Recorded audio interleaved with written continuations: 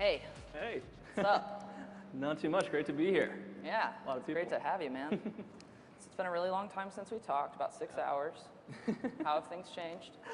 A lot going on. Fun stuff. You want a Snapchat update? Yeah, I do. The last time we talked, it was like 200 million snaps per day in June. What's up with that? Yeah, we're seeing 350 million snaps sent every day now, which we're really excited about. It's a big number. Yeah, it's super cool. And I guess last month we saw a 50% lift in daily installs on Android, so our Android base is picking up really nicely, starting to compete with the iPhone crew, which is really exciting. Awesome. Yeah. So let's talk a little bit about the demographic that uses it. For a long time, we've been, it's a teen app. It's all about the teens. But then there was like word that like parents were jumping on it. And we were actually talking backstage just a second ago about how an older group is using it. What's that looking like? Yeah, I was just snapping my mom this morning. So yeah, I think it's been really fun to see we're growing across every demo. I see 30-year-olds using it in the airport and 16-year-olds using it in the mall, so it's cool. Awesome. The ephemeral market in general, this idea of things that disappear and don't last forever on the internet, I mean, it's clearly working for you. You don't really, obviously. I mean, do you think that other apps, other services, other social services are going to pick up on this? I mean, where do you see the market for just ephemeral content going? Yeah, so I think the fundamental premise of Snapchat is that it's better and more fun if you delete everything except the things that are really important and you want to save. And currently the way that a lot of technologies work is that they save everything and then you delete the things that make you feel uncomfortable. And so I certainly think that more companies will be kind of interested in this philosophy of kind of letting things go, just because it makes you feel better, it celebrates growth, but also saving those things that are important. So sure. Yeah. Well, I mean, where will Snapchat go, right? Because you guys do the photo thing, and I can send like, what is it, like 40 characters in a snap? Yeah, I mean, between 30 and 40. Something like 33. That. You should know. But I mean, are you guys going to go into a different vertical, maybe just messages only, Snap Mail? So we've been spending a lot of time this summer thinking a lot about the future of the product. We hired this great guy named Nathan Jurgensen. He's a sociologist. And we've really been thinking about exactly what we want to build. And Nathan, one of the reasons why we hired Nathan is that he created this term digital dualism, which explains a way of thinking about the online or digital and analog world, saying that they're kind of separate, right? And so traditionally a lot of product development in the technology sphere has tried to take experiences in the analog world, like our conversation, and bring them into the digital by creating something like video chat. But it turns out that video chat's kind of lame, right? Because the connection breaks up. It's like, are you frozen? I can't hear you. What'd you say? When you really could leverage all of these great aspects of the digital world, like Snapchat, where you don't have to set a time to talk to someone, and you never have to say goodbye. So we're kind of looking at a future where people acknowledge the hybridization of digital and analog, and appreciate and understand that they both affect each other, and products will be built in that vein. So that's where our thinking is. What will they look like? Oh man, if I told you, I'd have to kill you. That would suck. No, one of our latest kind of thinking exercises, so to speak, has been around the social media feed. And the feed, I think, was probably one of the biggest innovations in social media of late, and really kind of supercharged the growth of a lot of these companies. But the interesting thing about a feed is that the more content you consume, the more photos, videos you look at, the farther away in time you get from your friends. And so when you're going to a social media site to get caught up, like, hey, what's Jordan been up to? I want to start a conversation about today. You end up getting stuck back with Jordan a year ago. And that doesn't make you feel very good. So we've really been putting a lot of time into thinking about the feed. The feed, interesting. Because you're one of the few social apps out there that doesn't have a feed, right? It's an inbox. Phone is ringing. You're popular. So popular. Got a snap. And so without a feed, I mean, the way that a lot of these companies are monetizing is with their feed. I mean, what does that mean? Does that mean you might introduce a feed, or does that mean you're going to go a different route with monetization? Well, again, monetization, obviously a great topic, one we think a lot about because we are a business. We want to make money. Really? Yeah, contrary to popular belief. So the way that we think about monetization has changed substantially, actually, I would say, since kind of the last time we talked. And we've looked to, a role model of ours, Tencent, which is a really, really big company in China. They make the vast majority of their revenue off of in-app transactions. And what's fascinating about that is when Tencent really, started, when they really had to make money, there wasn't really a huge brand advertising market. So they couldn't just say, here's this bucket of billions of dollars, I'm going to take 5% of it, we're going to be a big company. They had to build things that people wanted to buy. And I think that's a really kind of scary challenge, right? To sit in a board meeting and say, rather than taking 5% of these billions of dollars in display ads, we're going to make stuff that people want. And that's a question mark. And so I think we're fortunate to have really, really great long-term investors that believe in our ability to do that. And I think there'll be great innovation along those lines. Yeah, because we already talked about a little bit a few months ago. I think you said in-app purchases were going to be the first move towards monetization. There's been a lot floating around about what that might look like, whether it's, maybe you can add length, maybe you can, type for, more than 33 characters. I mean, any hints there about what we might be buying from Snapchat? No hints, unfortunately. Stickers. It's going to be stickers, isn't it? Everybody loves stickers, man. I'm so sick of that. Okay, sexting. Oh boy. You and I have been sexting for a while. I've really enjoyed it.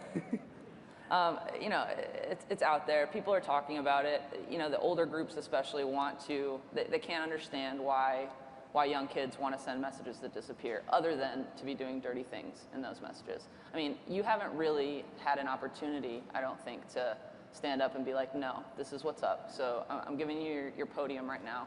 What's the deal with sexting? Well, I think every time I get this question, we have to remind people that Snapchat's not a great way to share photos that you want to keep safe or secret or highly secure, because the recipient can always take a screenshot. And it also turns out that people with a lot of money and time can hack into it or whatever, to betray your trust. So my message is really that we can't prevent people that are financially motivated with enough time and really want to betray your trust. We probably can't prevent that. So again, it's not a great way to send inappropriate photos. I also think, and I'm just going to put this right in your mouth, you told me at one point. Thank you. You told me at one point that if you really wanted to sext, why would you want it to disappear in 10 seconds? You can't get anything done in 10 seconds, right?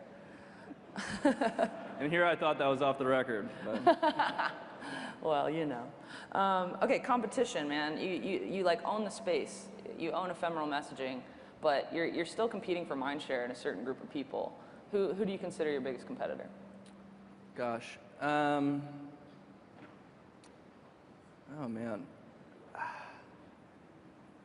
I think in general, we're going a totally different direction than traditional social media. So I'm not sure we view them as a direct competitor. I think if anything, we want to make sure that people still have those spaces to create and save really pretty photos or things they're really proud of. And I want to support the growth of those companies that like to do that. So I don't necessarily think that we're going head to head with anyone. I think we're kind of going a different direction. What about Instagram? Because Instagram is like the hot thing right now. Like everybody loves it. There's 130 million monthly active users on the site. And it's the hot new thing. Do you guys consider them to be a competitor in any way? Well, it's hard not to like something that makes you look pretty. Maybe, in terms of, you open your phone, which app are you going to choose? But, I think Snapchat's a lot more about sharing in the moment, and Instagram's about saving really special experiences and making sure they look great. So, I don't think they're products that are directly competitive. I think, if anything, they complement each other. Right. What about Facebook? Because Facebook is kind of the big mamma jamma in social and has been for a long time. Are you a user? I mean, what do you think about Facebook? I think I have an account. Think you have an account? Active. Yeah. That's not promising. Well, I set up the we have like a Snapchat page or something, so I'm like the administrator. But my picture is of a fish. Okay. I really respect Mark. He's done an incredible job building that company and continues to. They've done some really, some great recent innovation, obviously, in mobile advertising. They're showing that they're going to be around for a long time. So that's great for the industry, and we think it's great for us. What about Poke? Poke was they clearly were copying you there, and they released a product, and it was #1 for like a day and a half, and then and then it fell off the charts. And I really haven't heard anybody mention it. I don't think that they're developing or supporting it a whole lot. I haven't seen any updates. So, I mean, do you consider that a compliment? Well, it's certainly scary when a giant enters, your space, and you're a small company. For us, it really showed that the Snapchat community is special. It was fun to, see all the Snapchatters like around the world literally being like, "Come on, man!" Like, and so that was great. We now talk about it as the greatest Christmas present we ever got. That's cute. So Facebook built Poke. Is there a chance that they approached you for an acquisition before that? No, we haven't received any formal acquisition offers. No formal. Did you talk to them? I've talked with Mark a few times, yeah. A couple times? You're snapping with him? No, unfortunately not. Not sexting, just snapping. So your last funding round, you got $60 million. Can you tell us a little bit about that experience? Were you shopping around? Were people coming to you? Yeah, that's a good question. We tend to build those relationships over long periods of time to make sure that our investors really, understand and support the vision of the company. So it's less of the pressures on get into the deal, whatever, and more of we really need to spend time with each other over the last year, a lot, for us to kind of bring you into our family. And to that effect, we feel very fortunate to have really outstanding, thoughtful investors involved with our company. So $60 million is a big chunk of cash. I'm sure your server bill is out of this world. When are you going to? Do you need funding soon? I mean, what's that going to look like? No, I think we're all right for a little while. All right for a while. Are we going to see revenue before your next round? Is that something we can expect in the next? Hard to say, but I hope so. Okay, so about revenue, I have another question. We talked about in-app purchases, but what about native advertising? Because brands are chomping at the bit. I mean, they're already they're finding their own ways to get on. You know what I mean? The Taco Bell, I think, was the one that was like, follow us on Snapchat. We're going to send you snaps. I mean, are you going to give brands an opportunity to market through the app? Yeah, in the future we'd like to support their efforts. I'm not sure we're going to do it directly. I think our team is really interested in supporting people who don't have a marketing team and a big voice, right? So upcoming artists, right? People who are trying to be actors, et cetera. That to us is a lot more exciting. Supporting people in our generation who don't have a social marketing team, because the social marketing teams are always going to be able to figure it out and make it happen. We've seen a lot of these companies take initiative, like Taco Bell, for example. Right. So they're not the ones that I necessarily see as needing a lot of help. I'd like to create a space where people who have lots of talent but not a ton of reach can get at an awesome and informed audience. So you're saying you're going to help the little guy. What would that help look like? I can't tell you that. Man, it's like sending snaps up here. All right, so the lawsuit is happening. I'm sure you're not going to say a whole lot about it, but is there anything that's kind of come up? Because a lot of stuff is coming to the surface. Is there anything that's come up with all these court documents or anything that you're a little bit upset about that you don't want out there? No, I mean, it would be inappropriate for me to comment on pending litigation. Figured that was what you were going to say. Well, there's one thing that I did want to note about the lawsuit before we kind of cut away from it, is that there was this text that you sent to Reggie that said, I want to make sure you know that, you came up with disappearing text messages, and I want to give you credit for that. Do you wish that you had Snapchat then? Well, I think the interesting thing about Snapchat is that when we were building it, we looked at a lot of competitors in the space, right? We looked at Tiger Text, and there was a company called Stealth Text, and they were really focused on sharing secrets, right? Sharing photos that would disappear because you wanted to cheat on your wife or something like that. And we really thought there was an opportunity to do something around self-expression. So, it's interesting to see, that idea explored in many different ways in the space. And I feel fortunate that Reggie shared that desire with me. Okay. Snapchat Micro is the new app that's coming out for Galaxy Gear smartwatches. It's kind of your first foray off of the smartphone and onto a new kind of type of gadget. Are you guys excited about that? And why? Why a smartwatch? It doesn't really jive with Snapchat in my mind. Yeah, so we think it totally does, because one of the key parts of our service is reducing that amount of time between seeing something that you really want to share and being able to share it. So maybe it takes me 7 seconds to get my phone out of my pocket, unlock it, open the app, and get into that experience. And we really found playing with the prototypes of the watch that it was really fun and easy to just be able to grab it on the watch and then take it. It'll just pop up on your phone. You can add a caption, send it, or you can send it straight from the watch. And there was a lot of delight around how, that was like 2 seconds instead of 7. And I think that's something we're going to continue to explore with a wide variety of products. Wearables are obviously, interesting. I think they're very popular, in vogue right now, and we definitely want to make sure that we're playing around with them. What about a Google Glass app? Is that something that you guys might consider? Oh man, not currently. No. Maybe?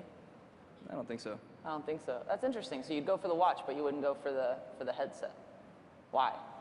That's a great question. I think it may just be our team's feeling about that product. I think the glasses tend to feel a little more invasive. A lot of people talk about the feeling of wearing Google Glass and having technology melt away, but I don't think that acknowledges the experience of all the people standing around the person wearing the glasses, because you kind of feel like you have a gun pointed at you. And that doesn't fit into the Snapchat experience and certainly doesn't make Snapchatters feel comfortable. So that's not something we're willing to explore right now. I think one thing, and I was just kind of musing about this earlier, but it'd be interesting to see some of these products incorporate like a recording light, just so you knew. I think that would be fun to see. But well, I mean, there's also a question of, even with the watch, right? Because Snapchat is already this thing that kind of has this ghost around it, if you will, right? Because there's all the sexting claims. People want to find something that might be wrong or dirty just because these messages are disappearing, and then you add the layer of you might not know when your photo's being taken, right? Is there any concern with that with the watch app? I think there was some concern, but I think it was more in the vein of that being a playful experience, like a James Bond thing. But that may be due to the fact that we like to have faith in people, right? Like we think people are great. We think they want to be expressive and generally not mean. So maybe that's naive, but.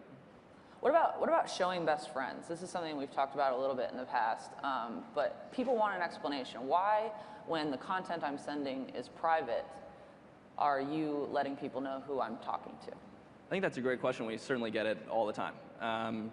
When we first built Snapchat, there were a lot of questions around, hey, is this an app to cheat on my significant other, right? Pretty simply. And we really wanted to show people that signed up for the service that, no, hey, it was friends talking to other friends. And I think it's been helpful in doing that. We don't want to be a place for people to really share mean secrets. We're all about self-expression, about having fun, and communicating. What about the so popular feature, right? So, because if you type in so popular, for you guys who don't know, if you type in so popular into a snap, so popular with a space or with no space, ... right? Then you'll get 5 best friends instead of 3 best friends. Is that just for the user's sake, so I feel good because I have 5 best friends now? When we were using the application, we found that even the 3 best friends when we were sending out a message to our little group just wasn't enough. And so we started playing around with the idea of having 5, and some people like that. I personally do. So you're one of my 5. Oh yeah? Yeah. I'm flattered. Thank you. You got to snap me more so I can be one of your 5, and then I'll get all kinds of crazy snaps. What is your favorite app other than Snapchat? What app can you not go through a day without? That's a great question. I love Tweetbot. I use Tweetbot. I run the Snapchat Twitter. I know that. And it's just indispensable for that. I really like Uber. UberX, less expensive. We'll have to tell the Lyft guys back there. Please don't. But it's a great example of one of those hybrid services, right? That it's acknowledging all of the power of the digital world and letting it interplay more with the analog. And I think that's a signal of kind of some of these bigger companies to come. We talked a little bit about competition, but is there anyone in the space that you look at and you really want to learn from that is just doing things right and you kind of want to take some cues from them? Well, I've been playing with this front back app recently. I'm not sure if we're going to take cues from them, but I think it's really fun. And the way that they articulate the personalization of photos, right? It's not just a pretty sunset, it's also your silly face and your experience of that moment, I think is really exciting to me. All right, well, it looks like we're just about out of time, but I really appreciate you being out here with me. Thank you for having me. It was a lot of fun. All right, cool. Thanks, guys.